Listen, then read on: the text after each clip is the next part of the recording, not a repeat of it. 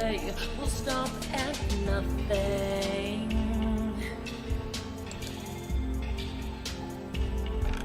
to make us fail.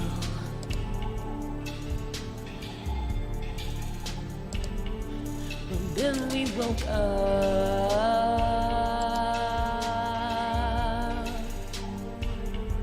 from our slumber.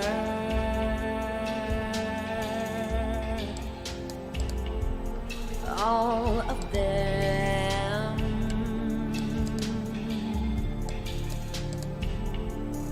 we numbered.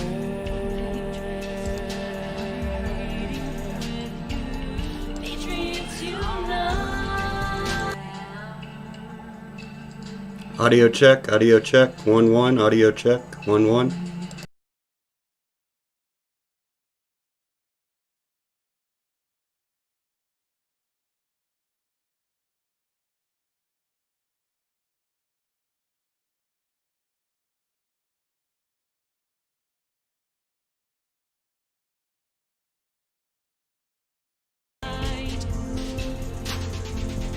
Patriots unite, have faith in each other, because it's together we succeed.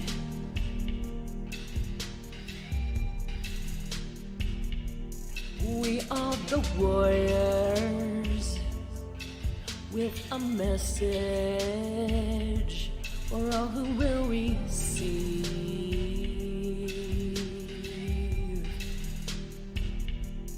Unification is the only way we'll ever win. The enemy knows this. They come to destroy within.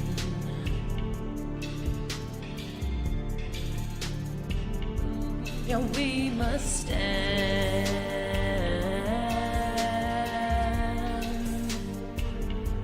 shoulder to shoulder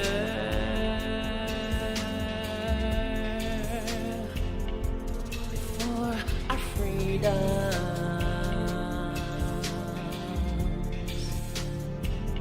Yeah, for each other.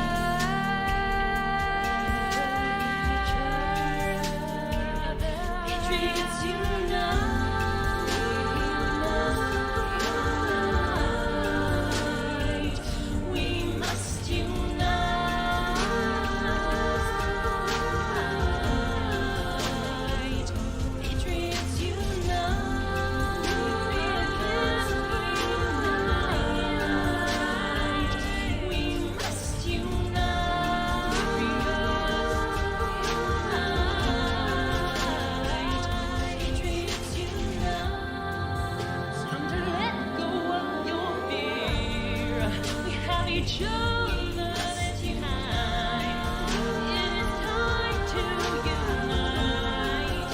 It is time to stop the fight. We can win this war unless we unite.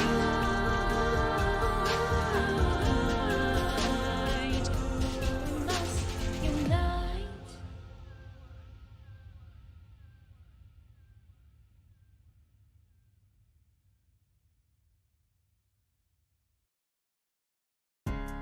Follow the white rabbit, follow it deep into the hole.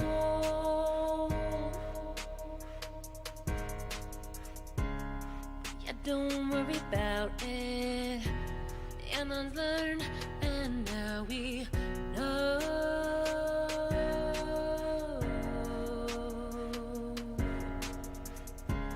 It's a big ordeal.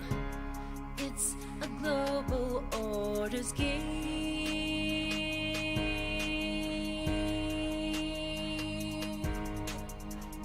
Not a game, this is real. The fight for all humanity.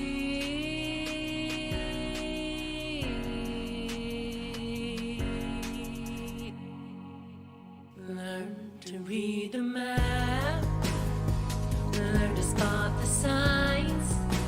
You learn between the cracks, connect all the lights. We are sheep no more, the calm before the storm. Let's cut the puppet master strings. Them lost control. They thought they had our minds, but now we're waking up. We're running out of time. The great awakening is happening. So be ready.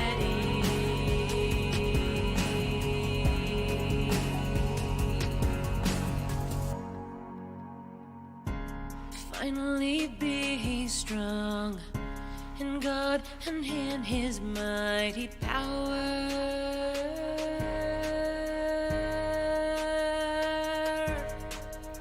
We struggle not against flesh and blood, but against evil rulers and their dark powers. So therefore put on the full armor of God, so when the day comes you can stand your ground.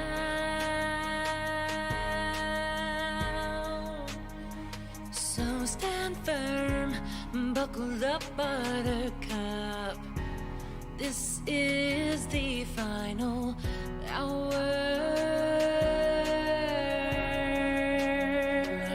To read the map, learn to spot the signs. You look between the cracks, connect all the lights. We are sheep no more, the calm before the storm. Let's cut the puppet master strings. Them lost control.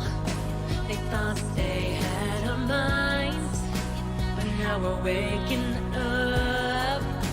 We're running out of time. The great awakening is happening.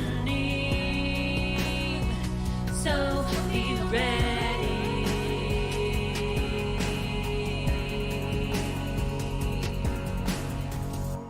So be ready. La la la la la la la la la la la.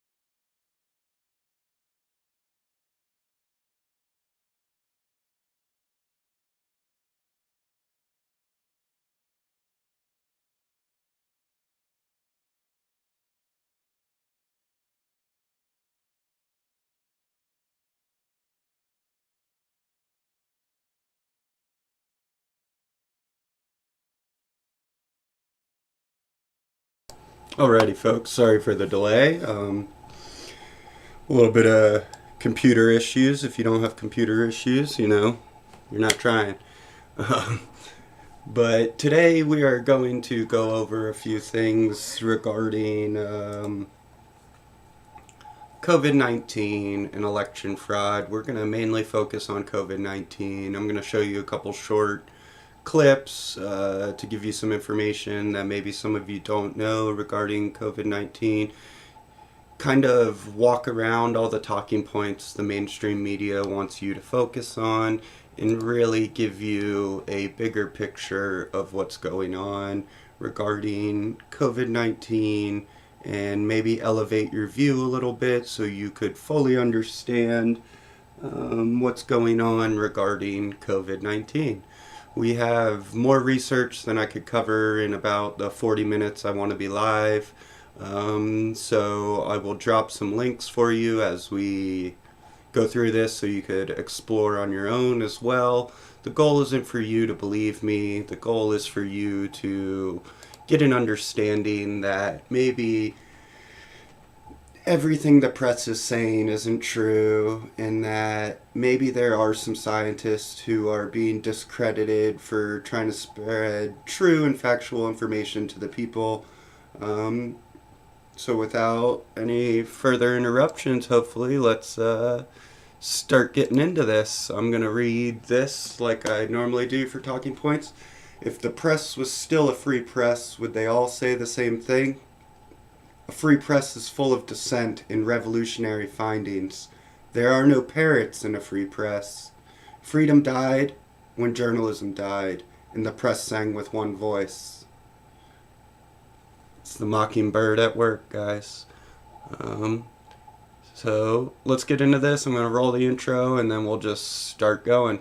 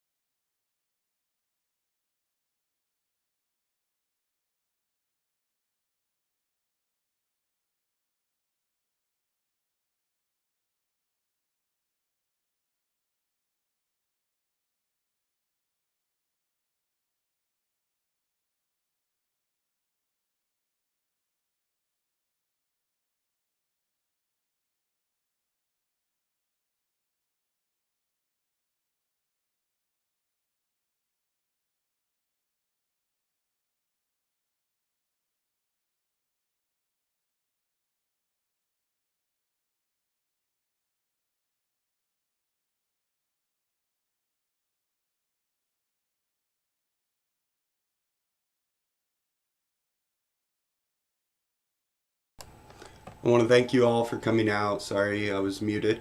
I want to thank you for showing up, Ninja, Aspen, all of our friends, D, Guy, Gary, and chat.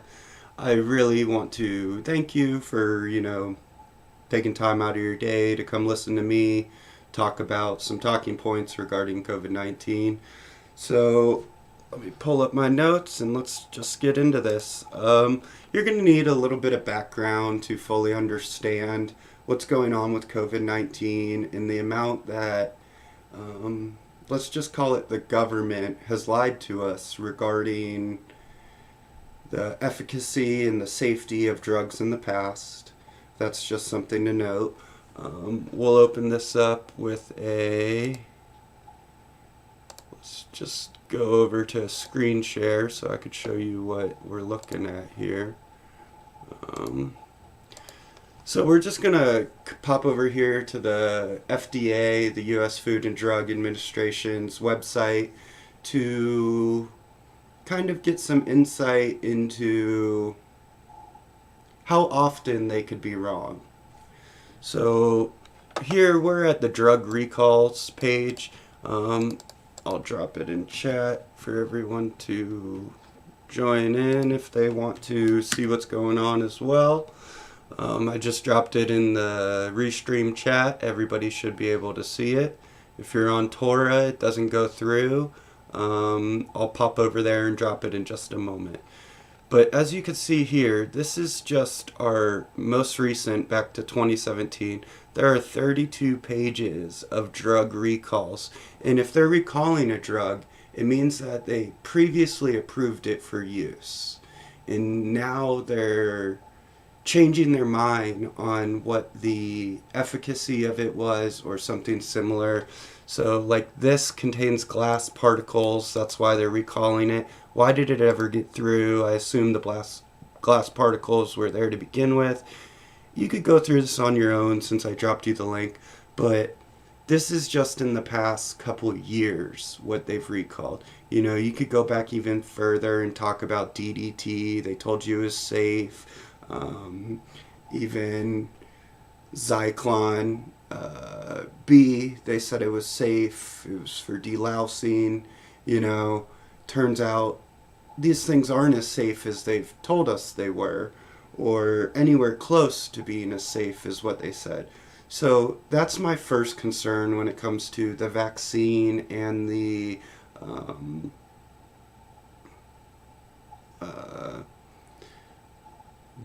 distribution and the use of the vaccine. I've also seen some things that I can't confirm at this point on my own, but it was from journalistic studies and from a prominent news source that says similar things to males may want to save their sperm prior to getting this vaccine because there's a chance it might sterilize you. Why are you going to risk sterilization for something that has a 90, well, I'm going to round down for them just for their credit, a 98% success rate of living through if you get it? You know, so the risk reward for this vaccine is very great. So I'm going to scan through these real quick. Some of these are drugs you've probably heard of. Some of them are probably not. But the fact that we recall this many drugs every year is ridiculous, and it gives the FDA a lack of credibility. It seems like they're working for the dollar and not the benefit of the people.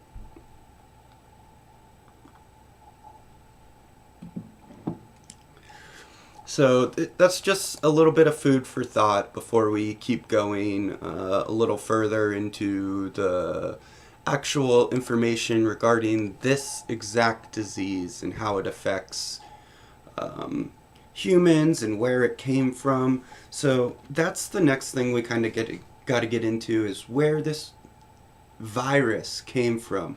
Was it natural? Was it man-made?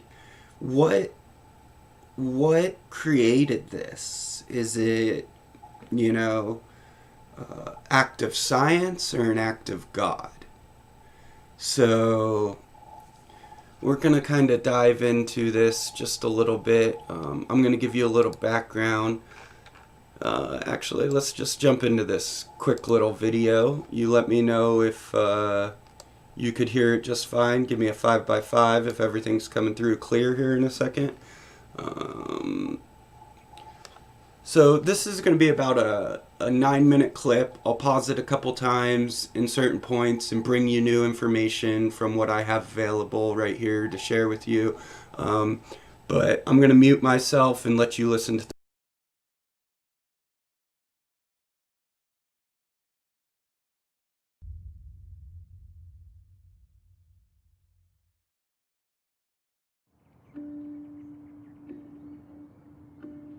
On May 4th, 2020, as part of a documentary series called Plandemic, I released an interview featuring science whistleblower, Dr. Judy Mikovits. The interview received fierce backlash for spreading what the media declared dangerous conspiracy theories.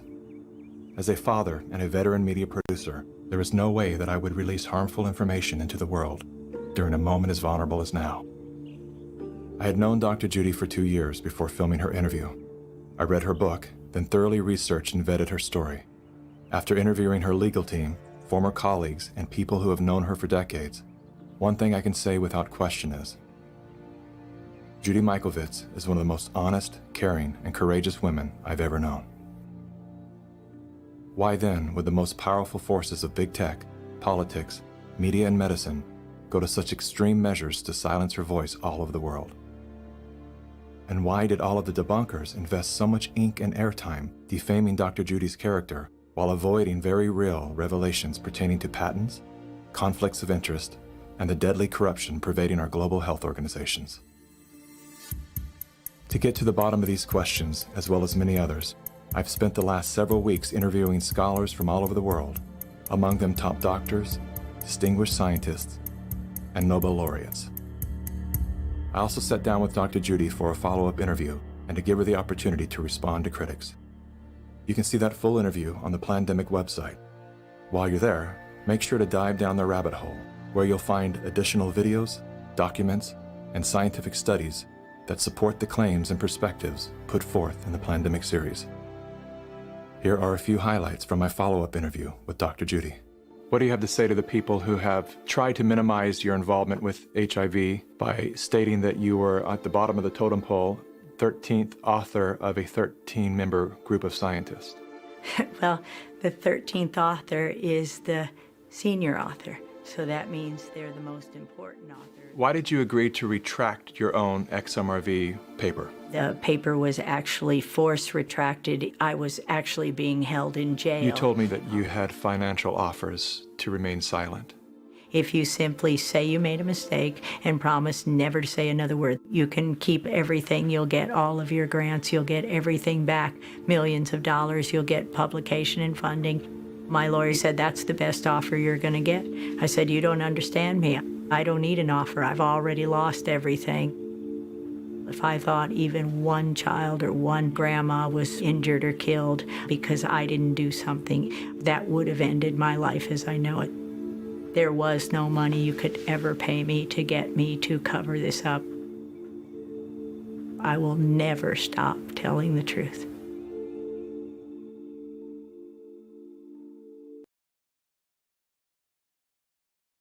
Okay, so she's a single whistleblower who got a lot of traction at the beginning of this pandemic. And I don't know if you guys know who she is. Her name is Judy Mikovits or something like that. And she was one of the first people to start blowing the whistle when this first came out, saying something is up, this isn't right. This virus isn't what they're telling you it is. I recommend, if you have time and you don't know who she is, you take the time to go look into that for yourself and find out who she is and if her information is accurate. But like the documentary creator of Plandemic, I could share you the link to his website as well. I should have it somewhere. Plandemic.com. I'll pull it up for you right here. Thought I saved it. Plandemic.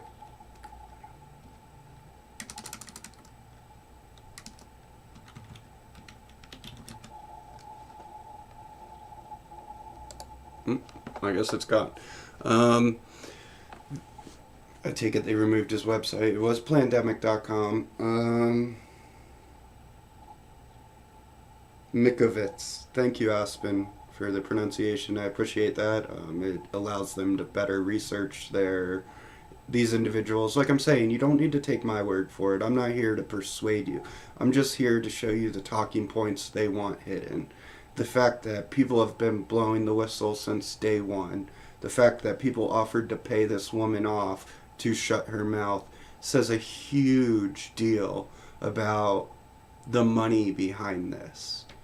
And a friend of ours always says, follow the money. And if you follow the money, you could kind of understand where and why this COVID virus could be beneficial. And then to fully understand this, you need a little background of where the gain of function research actually started regarding SARS-2, COVID, and it starts with this gentleman right here, Ralph Barrick. He's a doctor. He is a, this one's easier to see. He is a professor of microbiology and immunology. He's also a member of the Lindenberg Comprehensive Cancer Center. He's also part of the Department of Epidemiology. If you check here, this is the UNC website. It's not like I'm bringing up crazy out there information that is just not available to the public. You could, plandemicseries.com, wonderful, thank you, D. So you could check out his bio right here. This is one of, yep, right there in North Carolina. This is where the gain of function research started at the University of North Carolina, Chapel Hill. And he was the lead researcher on this gain of function research. And they don't want you to know about him. They don't want you to even think that the gain of function research into CoV/SARS-2 began in the United States, because it ruins the narrative of us trying to blame it on China. I'm not saying it's not China's fault, because it is that it got out. But the research for even the vaccine, the testing, all of this began in, let me look at my notes. I have it in in 1999.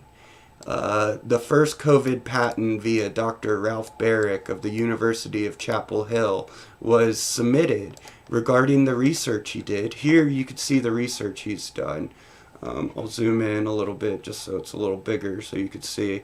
I've got Corona in the search down here. I'm not 100% sure. I might have clipped it out for... No, you can see it. So I've got Corona in the search down here. Most of his research in our laboratory has used coronavirus as models to study the genetics of RNA. And this goes directly to where we are with this vaccine. That is, it is an RNA vaccine. It is not a simple vaccine like the polio vaccine or chickenpox or smallpox or polio. It is a completely different animal. So mRNA synthesis and replication. So this was his first research project regarding the coronavirus, reverse genetics, and vaccine development. This started in 1999. So the fact that we released a vaccine within 8 months isn't surprising for something we've been studying since 1999. That's 20 plus years that we've been studying it. From 19 to 99 is 20 years. So, you know, there's quite a bit of research that's already been done regarding the study and understanding of coronavirus, the ability to make vaccines for coronavirus, the ability to do gain of function research, which increases the effectiveness or the spreadability of the actual disease. So we're just going to keep going. We're just going to keep clicking through Corona. You know, this is where it describes the mRNA, the rearranging of the coronavirus gene in order to study genome evolution and function in coronavirus transcription and replication. So they're making the same disease differently to see if they could replicate it and change it. So none of this is new, so let's just keep clicking down on our Corona. This won't even capture the CoV/SARS-2. So here, his third research under University of North Carolina, Chapel Hill. Our laboratory has held a long-standing interest in using genetic approaches to study coronavirus transcription, replication, and RNA recombination. I recommend you look up all of this if you don't understand what these technical terms mean. You know, I'm not here to persuade you. I'm here to show you that the information is readily available, and they control it by the talking points, like the name of this show. And we are going around the talking points to reach the truth, because I don't care what the talking points are. I care what the facts are. So we're just going to keep going down here on coronavirus. RNA virus persistence, cross-species transmission, and host virus co-evolution. Our laboratory has studied the mechanisms for coronavirus persistence in vitro. This occurs by virus selection for resistant host cells that downregulate the expression of the host receptors needed for coronavirus docking and entry. So they basically change the way that it attaches to you, the host, or the bat, or whatever host they're using, mice, monkeys. I'm not 100% sure. It doesn't say what his test subjects were regarding this, but the goal is eventually to get it to humans, because why else would you be doing gain-of-function research? So the emergence of these resistant host cells subsequently select for the coevolution of virus variants that recognize new receptors for docking and entry. Virus variants evolve with expanded host range through recognition of phylogenetic homologous, I'm not sure what that means, I'm not a scientist, of the normal coronavirus receptors. Consequently, we are studying the mechanisms of RNA virus host cell coevolution and virus receptor interactions that regulate virus host range expansion. That doesn't sound good, is all I know. Is we don't need to make something that is deadly more deadly. And by doing that, you are not really helping anything. So if we go down here, these are all of his publications. You could read more about them. Most of them have to do with coronavirus, coronavirus, coronavirus, coronavirus, coronavirus. Systematic assembly of full-length infectious clone of human coronavirus. And this was published in 2008. So we already had a strain of CoV/SARS-2, which is what coronavirus is, or COVID-19. And we had in 2008 a systematic assembly of full-length infectious clone of human coronavirus, which would be very similar or the same as the virus we're seeing today.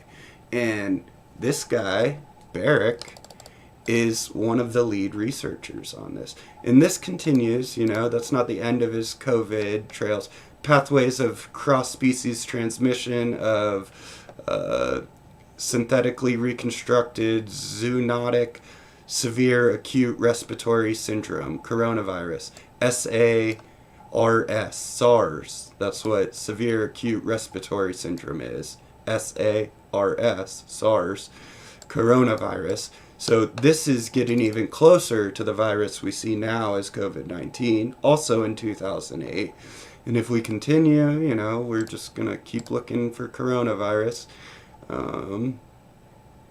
Another study regarding structural basis for potent cross-neutralizing human monoclonal antibody protection against lethal human and zoonotic SARS-CoV challenge. You could go read these on your own. But this information has been readily available between 1999 and 2008. So 2011 is his latest research. His first research is 2005, according to him working at UNC Chapel Hill officially on research teams that have been published. That doesn't mean he wasn't doing this research prior, or that there's others, because if we go to a complete list of publications and we were to search for him, there would be even more. So 370 different publications this author has been on, and these are just his ones where he's the last author, which means he is the lead on it on the paper. If you know anything about scientific research and how the papers are structured, he's the lead researcher on all of these. He gets the last credit, which is the best credit. Like we just saw in Dr. Judy let me pronounce her name right. How do you say it? Mikovits.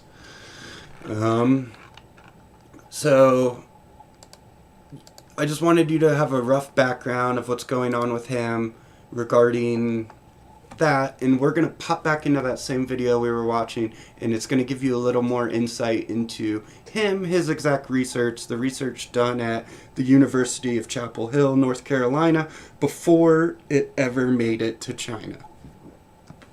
So, without further ado, listen here.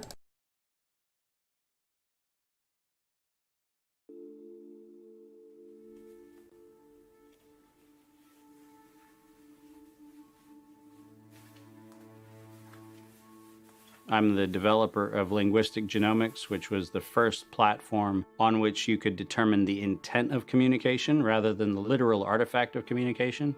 But we've also used that technology for a number of other applications in defense and intelligence and finance, and most notably, in the early 2000s, my company was responsible for bringing down what was, at the time, one of the largest tax frauds in U.S. history.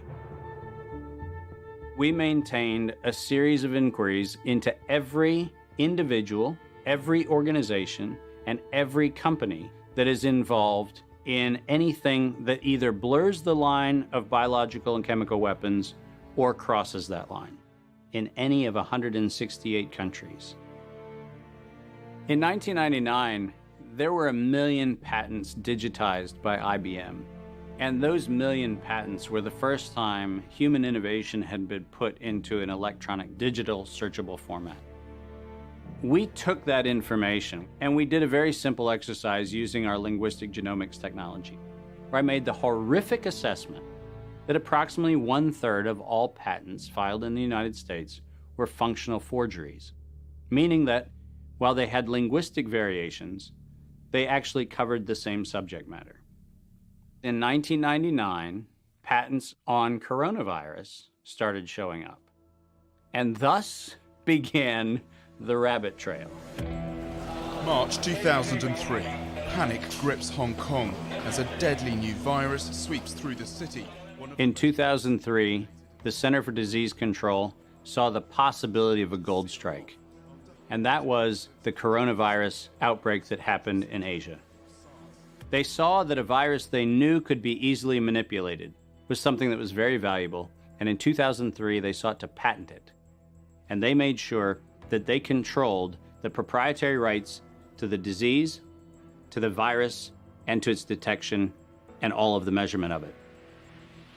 We know that Anthony Fauci, that Ralph Baric, that the Center for Disease Control, and the laundry list of people who wanted to take credit for inventing coronavirus were at the hub of this story. From 2003 to 2018, they controlled 100% of the cash flow that built the empire around the industrial complex of coronavirus. The World Health Organization has officially named the novel coronavirus The novel coronavirus outbreak. The coronavirus The World crisis. Health The coronavirus Organization has is a declared pandemic. coronavirus An international a global public health pandemic. emergency. While we know that the coronavirus manipulation started with Dr. Ralph Baric in 1999, The major characteristics of SARS, MERS, and SARS coronavirus 2. It's a good way for you. Ralph Baric is the researcher at the University of North Carolina, Chapel Hill, who's famous for his chimeric coronavirus research. In 2002, there was a recognition that the coronavirus was seen as an exploitable mechanism for both good and ill. On April the 25th, 2003, the U.S. Center for Disease Control filed a patent on the coronavirus transmitted to humans. Under 35 U.S. Code Section 101, nature is prohibited from being patented. Either SARS coronavirus was manufactured, therefore making a patent on it legal, or it was natural, therefore making a patent on it illegal. If it was manufactured, it was a violation of biological and chemical weapons, treaties, and laws. If it was natural, filing a patent on it was illegal. In either outcome, both are illegal. In the spring of 2007, the CDC filed a petition with the Patent Office to keep their application confidential and private. They actually filed patents on not only the virus, but they also filed patents on its detection and a kit to measure it. Because of that CDC patent, they had the ability to control who was authorized and who was not authorized to make independent inquiries into coronavirus. You cannot look at the virus, you cannot measure it, you cannot develop a test kit for it. And by ultimately receiving the patents that constrained anyone from using it, they had the means, they had the motive, and most of all, they had the monetary gain from turning coronavirus from a pathogen to profit. So, this is where we run into the issue of who's profiting? Who did it intentionally? And why? Because there's a lot that is unknown regarding the actual outcomes of this vaccine that we push through so quickly and rapidly. And it's not well vetted to where we know what the long-term effects are of this type of gene splicing via a vaccine. You know, because if you understand even just a little bit of biology and how mRNA vaccine will work, it's very dangerous to be exploiting the human body like that. It's very, like they said in the video, chimeric, which has been deemed illegal, I believe, since World War II, to do the type of mixing of those types of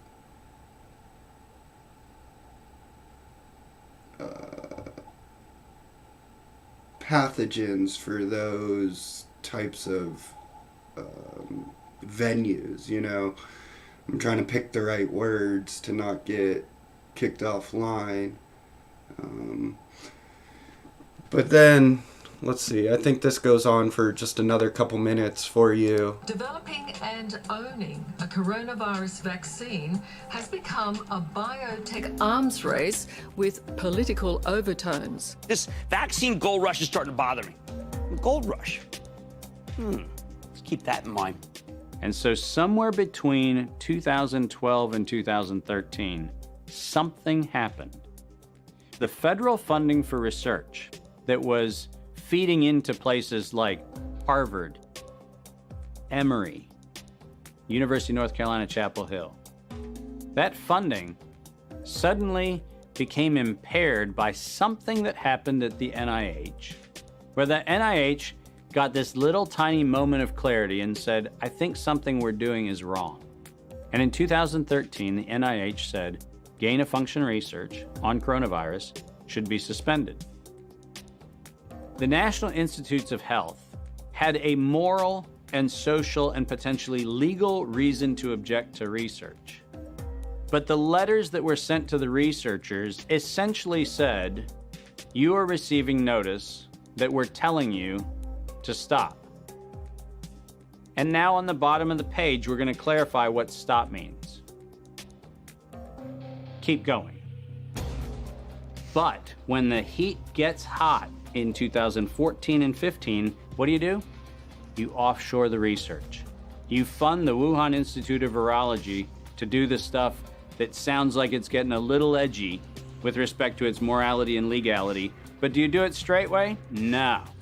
You run the money through a series of cover organizations to make it look like you're funding a U.S. operation, which then subcontracts with the Wuhan Institute of Virology. The U.S. could say, China did it. China could say, the U.S. did it. And the cool thing is, both of them are almost telling the truth. So this brings us back to what is the truth? And the truth is, it started in America. The truth is, we funded it in Canada as well during that time between 2009 and 2014 at other universities in Canada that also came to the same conclusions that NIH did, that says this is dangerous. And jointly, these same people who have been researching it the whole time decided to outsource, just like this video said, and it ended up in Wuhan. And how it got out of Wuhan is anyone's guess. You know, I'm not here to say, oh, it's the Wuhan lab's fault, it's this particular scientist's fault. We'll never know. China's not going to fess up if it got out of their lab unintentionally or intentionally. So what we got to focus on is, why did it get this far? Why did we allow it to get to this level of research and this level of danger for the common people before we shipped it to China? Why? Why would we do that? We know what happens to things that we send to China. Intellectual property gets stolen. You have to, if you want to produce things in China, sign your intellectual property rights over to the state. So nothing that we produce or make in China will be an American product for long. They steal all our phones, they steal our technology, they steal our military technology. Anything that they could steal, that by either making it in China or actually using spies to steal, they will. We've been at war with China for a very long time. They have a 100-year-long plan to destabilize America and take over as the supreme world power. If that's your goal, letting out a terrible disease is not out of the question at all. It seems very plausible. So it's just some food for thought to kind of understand the narrative a little more than they want you to. I'm not going to go too much deeper into COVID. I just wanted to give you a little overview. You can watch the rest of this video that I shared with you guys if you're interested. If not, you know, I did what I could to bring you the truth, the facts. These aren't my opinions. Although I am of the opinion that we're more to blame than we want to admit as Americans. But we didn't release it. So it does come down to China being culpable for the spread of it. Whether we're culpable for the creation of it or the idea of using it as a weapon, you know, that's all up in the air. The NIH knew since 2014 that this could be used against a population for malign means to further bad actors' agendas. So, you know, that goes into the 201, Event 201, you know, how much of that was actual real-time planning for the upcoming COVID-19? Who all knew about this research? Who Why isn't the mainstream media exposing who Dr. Ralph is? You know, why does it take someone like me, a nobody, to tell you this information? Everyone should be telling this. This is the truth. So, let's make sure I don't have any more on this. Oh, yeah. I'd like to plug something I really enjoy as a content creator, the Corbett Report. He's been doing reporting for probably 15 years plus via YouTube and other sources. He's a great source of information regarding a plethora of topics. I recommend you check him out on YouTube. You check out his website, CorbettReport.com. I'll drop it in the chat for you. He's a very... Yeah, why would they shut down those websites if it wasn't good information, right? It's because big tech gets to control what you think, or they think they can control what you think and see and intake and just anything to do with you in general. They think they are the ultimate controllers. This is Corbett's newest video called The Future of Vaccines. I'm just going to play the first 2 minutes or so to give you an intro into Corbett and the Corbett Report. I doubt everyone here knows who he is or listens to his content, but here's a small sample. Since the dawn of the corona crisis, we have been told over and over that the world has changed forever. What we're going to have to figure out, and I think what we're all going to have to figure out together, is what our new normal looks like. Our new normal includes physical distancing from others. Our new normal includes wearing masks where appropriate. Our new normal includes us knowing where this virus is each and every day, where we live, where we work, where we want to travel. What we've gone through and the challenges that I'm sharing with you really is Arizona's new normal, and it's our new normal for the foreseeable future.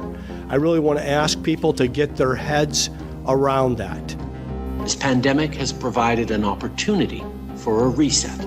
This is our chance to accelerate our pre-pandemic efforts to reimagine economic systems that actually address global challenges like extreme poverty, inequality, and climate change.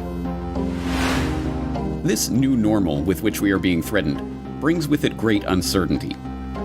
Uncertainty over work, uncertainty over travel, uncertainty over what our lives will look like on the other side of this great reset. But there is one thing that we can be certain about. If the Gateses and the Faucis and the representatives of the international medical establishment get their way, life will not return to normal until the entire planet is vaccinated against SARS-CoV-2. It is fair to say things won't go back to truly normal until we have a vaccine that we've gotten out to basically the entire world. Realistically, COVID-19 will be here for the next 18 months or more. We will not be able to return to normalcy until we find a vaccine or effective medications. So that's all I'm really going to show regarding Corbett's new information. He does a great job of presenting content that is difficult to understand in a real digestible way. I recommend anyone who doesn't subscribe to the Corbett Report to please do. He's been at this for 15, 20 years. He's, I think, one of the best independent investigative journalists of our time. He'll be remembered long after he's gone for exposing truths and being a real warrior for facts over fiction. I've been listening to him for probably all 15 of those years, so the Corbett does a great job. I recommend all of his content if you have time to enjoy it. And then the other thing I kind of wanted to touch on before we get off today is election fraud and how COVID plays into it. More so than talking about the fraud talking points, I want to talk about how COVID plays into how we got to this point of fraud.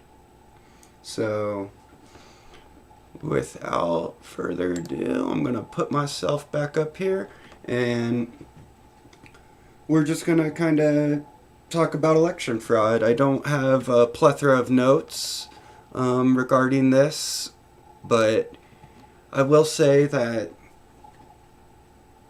the virus has affected our election. Hopefully not permanently, just like that new normal they were talking about that I don't believe in.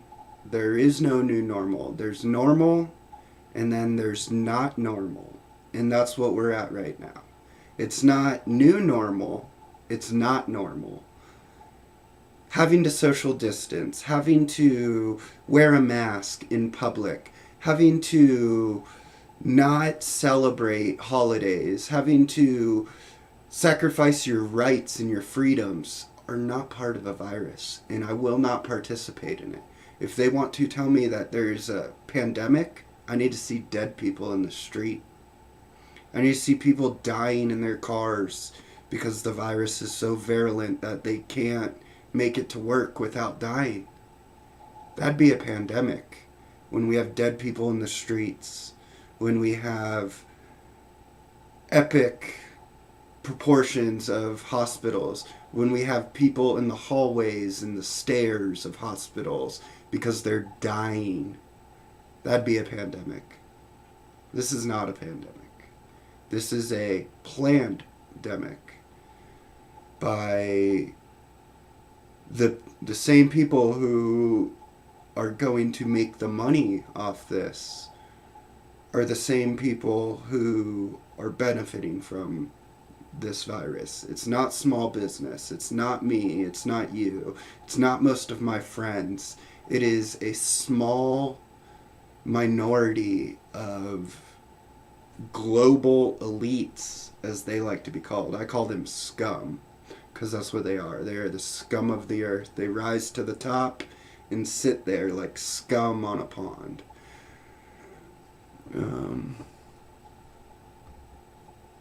Yes, new normal is branding to try to make people believe that it is acceptable to lose their freedoms because it's for the greater good. But there's nothing greater than protecting the dignity and freedoms of all. So there's nothing greater than protecting and preserving freedoms for all. So there is no new normal. You tell everyone you know, there is no new normal. There's normal, and then there's not normal. And not normal is what we're going through right now. And we decide what will be normal, what will be accepted. So take off your mask. Let them know if they want to make mask laws, they need to pass a bill in the legislature of your state that we will no longer participate in having governor-issued lockdowns, which are unconstitutional. The governor is allowed to make temporary laws in times of emergency, but we have had more than enough time for the legislature to meet and make laws if that's how they feel. And they feel that here in the state of California or wherever you are, that everything causes cancer like they have, or that you have to wear a mask. They need to put it in law. I will not respect these laws. It's a violation of my rights. I know for a fact that there's a bunch of laws that say I can't wear a mask in public. But there is no law that says I have to wear a mask in public. It doesn't matter what your governor says. His order is not law. It's like when they give you a governor order when I lived in Florida to say evacuate. There's a hurricane coming. What they're really saying is we won't provide you medical services. We won't provide you police services. We won't provide you these services because we have issued a mandatory evacuation for a temporary problem. If they want to make coronavirus a permanent problem, they need to go to the legislator. We will no longer put up with this. It was just to mess with the elections. Wear your mask, stay inside, get mail-in ballots, do as we say, not as you think. You know, it is a control mechanism. This whole COVID and election is a way to control the people. So if you can, if you're able, if you are an able-bodied person in good health and able to participate in this protest, peaceful protest in DC on January 6th, I recommend you be there. This is huge. This is our million people march of our generation. We can't sit idly by and watch these corporate oligarchists control our world and our lives and our livelihood. We are in control. We the people. We voted these people in to represent us. If they do not represent us as we see fit, we have a duty to remove them from office, to find them derelict in their duties, and have them rescinded, I believe that's the proper usage of that word, from their seats at which they sit, if they are not representing us, we the people. A good example is the bill that was recently voted on that Republicans did not support, that was sent back by Donald J. Trump. And, you know, they're not acting in the best interest of the people. They're acting in the best interest of either self or lobbyists. And lobbyists do not resemble what the people want. And we need to put an end to that. So, back onto election fraud. Sorry, I got a little off topic, but, you know, happens to the best of us. The COVID is used as a scapegoat for this election to be able to blame the issues, the irregularities, the inability to keep up with the infrastructure they put in place for mail-in balloting.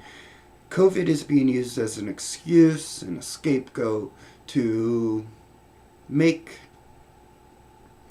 people swayed to a certain opinion that is not necessarily their own, but there's so much fear of going against the grain that you'll be labeled a heretic, a non-vaxxer, some name. Don't worry about the names that they call you. Worry more about the future your children will live in, the future you will live in, whether we'll have freedom after January 20th, whether Joe Biden's going to take us to war with whoever. We haven't been in a war in 4 years. No one wants to talk about the peace in the Middle East. They're too busy spreading lies about Donald Trump and lying about the election in general. So there's a lot of malfeasance in this election. There's a lot of bad actors. And we need to get loud. We need to show them that the mainstream media isn't the arbiter of truth. The arbiter of truth is truth itself. So seek the truth, find the truth, share the truth. You know, write, show, tell. That's something big here for the ABCU team, is to write, tell, and show what you know to help others see the world clearly, to be able to look past the fog created by mainstream media, corporate entities, political entities that is thrust in front of you daily to make you go a certain direction or follow a certain ideal. You know, they think you'll follow the stars, but instead follow your heart, follow the truth. Find out what the truth is and tell everyone. Don't be scared of being labeled a conspiracy theorist, a heretic, or anything like that. Those labels are used to disenfranchise you. Just like in the beginning of this, we looked at Dr. Judy, and, you know, she was a very famous doctor who got all of her clout and everything taken away from her because she has a dissenting opinion. Dr. Simone Gold, you know, the whole frontline doctors crew, they all are being defamed, even though they are top of their class doctors who just want you, the people, who to know the truth, and they want to follow their Hippocratic oaths because they don't care about the money, they care about you. And it's rare to find that. We need to embrace that. There's too much of the other nonsense going on, too much collusion, persuasion, and just misdirection of the people for the benefit of the few. We need to unite together, tell them, we've had enough. We will no longer listen to your lies. We are going to trust each other, the facts, and the truth, and we're going to tell everyone. And I challenge you to share this video with someone. Tell them to even just watch the 10 minutes of that video. You know, click that part, clip it out. Just share that with them. I'm not worried about my views. I'm worried about people hearing the truth. So I'd like to thank everyone for tuning in. Today, this was Talking Points. We're already at an hour and 5 minutes, so I'm wrapping it up. If you have any questions, comments, concerns, reach out to us at ABCU_8 on Twitter. We'd love to hear from you. Comment on our tweets, share us, like, find us on YouTube, YouTube/C/American Broadcasting Community, Twitch, DLive, Periscope, we're on all of it. Torah 3, be sure to check out there. It's where you will not get censored. If you're not part of Torah 3, I recommend you join now. Free speech lives freely there.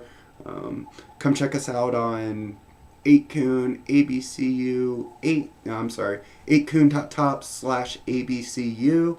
That is our board. Join in on the conversation. Tell us what you think, and we'll see you all soon.